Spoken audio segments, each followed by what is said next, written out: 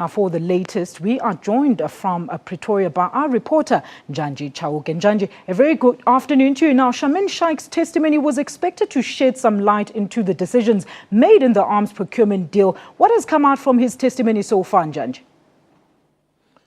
Thanks for joining us here in the capital, Pretoria. It's been a very slow start for this testimony by Chippy Shaik. We saw the man coming straight from Perth, Australia, straight into the witness box. He was accompanied by his daughter as well as his legal counsel. The media was very interested in hearing what Chippy Shaik was going to say, but so far he submitted a 32-page statement denying any manipulation. You'll recall that previously he was accused of manipulating the procurement policies in order to suit certain arms suppliers. One of the controversial issues relate to the acquisition of the Hawks jets. It was alleged that there was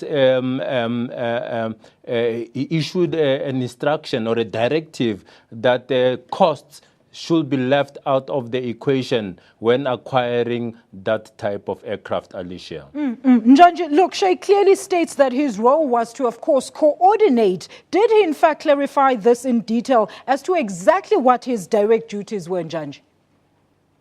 What we saw him doing today was to go back to pre-1994. He gave the history of what happened in defense, you know, the various bodies that were formed for the integration of the various armies, as well as the defense review, saying whatever decision that was taken was not taken by him, but it was a decision that was taken by cabinet. We also had Judge Willie Seriti, who is the chairperson of the commission, saying that it's unfortunate, apologizing to the commission today that he had forgotten some of his notes at home. But tomorrow, when the proceedings resume, we are likely to hear the judge quizzing or cross-examining or asking Chippy Shaik with regards to this controversial issue of leaving the issue of costs out of the equation when acquiring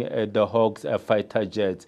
We also had Shaik giving us a very brief history of his role at defense when he started as chief of logistics, and then he went on and then he was promoted, or he got this job as chief of acquisitions. And just hearing him emphasizing that they stuck to the book, there was no flouting of procurement policies or whatsoever.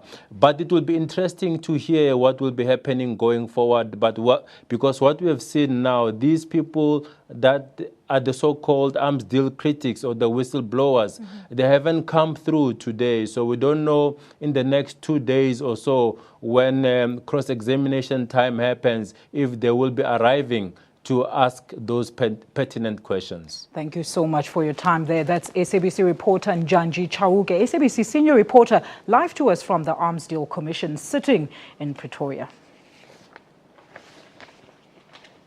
In other news now, the minister in the presidency, Jeff Radebe, will meet Nigerian President Goodluck Jonathan today in a bid to speed up the repatriation of 81 South African victims of the church building collapse in Lagos in September. Radebe, who is heading a special envoy to Nigeria, has expressed confidence that the repatriation process will be soon finalized. It's almost 2 months since the tragedy that claimed